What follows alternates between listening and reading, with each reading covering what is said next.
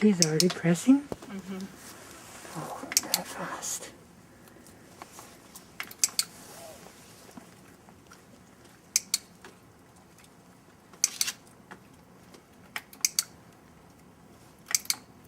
You're going too fast. I know. That's incredible. She So, already knows how to touch. so you just point at it? She already knows to nose target. Mm-hmm. So, but how did she know where to touch? So, You by looking? yeah, well, so I'm looking where I want her to go, but also both of my dogs, because I train with them doing shaping so much, they know to just to start interacting with an object if they're not sure what to do. Uh-huh. So if she was a dog who didn't know, Mm-hmm. you know, any of that stuff, is this just lift down, go down, then I would start like this. Okay. No. Then I would actually have whatever object I was going to use, and I would hold it up and I would present it about 2 inches away from the nose. Mm-hmm. Oh. Because dogs naturally want to sort of sniff something new that's presented. Uh-huh. And so I just do it that way. And you have the clicker right And I there. have the clicker, yeah. So as soon as I feel her nose touching, no.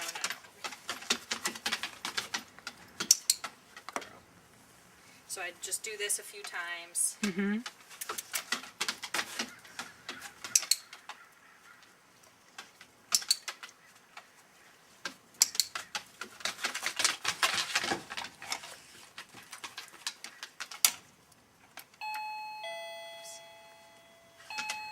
Oops. Get some more treats. And then I, started on the.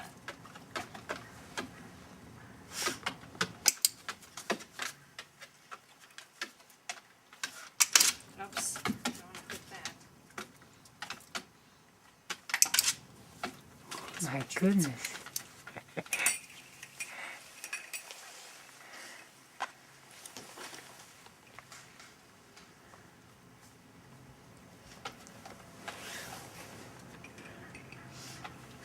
You are really a trainer. What difference it makes? Yeah, it goes really, really fast. Mm-hmm. I mean, they already know how to do stuffs too, so that.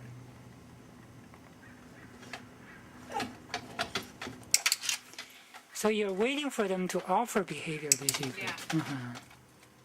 So what you're doing is actually great. I mean, it would be considered, lure, prompting or luring. Mm-hmm.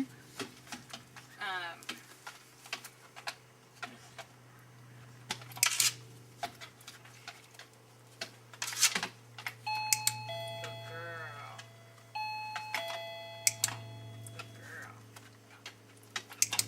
Good girl. That's so cool. Girl. Do they differentiate color like yellow, white? Uh-huh. Yeah. They're red, green blind, right? Color. No, that dogs can see. I mean, my understanding is that dogs can see all of the same colors that we can see, just they see them a little differently. Whereas cats, green, I think they can only see green and blue, or they have more color sensitivities. Want to go again?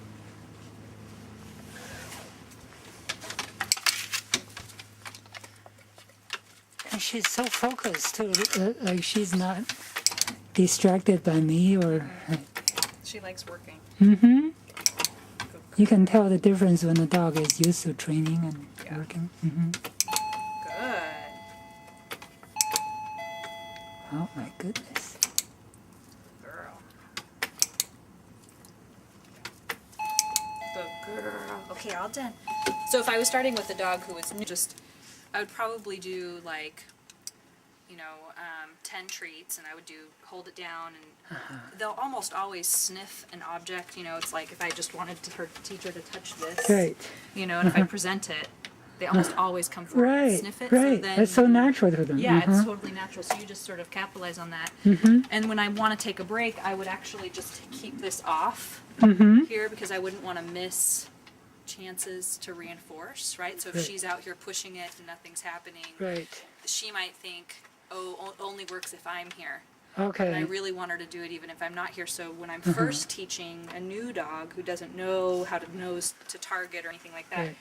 I would take this away And when I was done, I would just set it on the counter, and then I'd come back and maybe do another session. Right. And you could do it inside, you could do it wherever, but Right. it might work faster if you work where you want to have Right. the Right. device, right? And then gradually I would put it on the wall. But so yeah, I'm waiting for her to touch it. Right. When she does, I'm clicking and reinforcing. Right. But the way you're doing it too is fine. Put a treat in here. And that's great because it, sort of encourages the dog to go up to it. Right. And then I would just say you want to be careful that if you put treats in here too fast, if you keep putting treats in there, the dog can.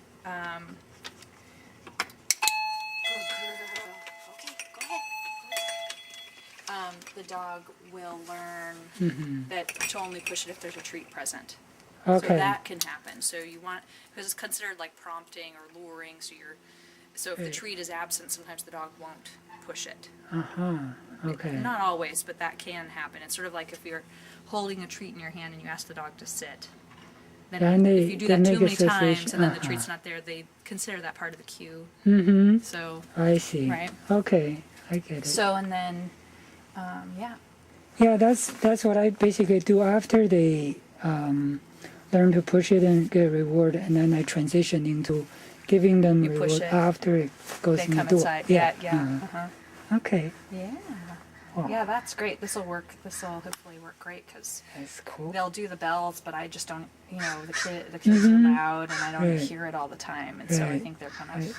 And they were scratching on the door, Yeah. so. That's great.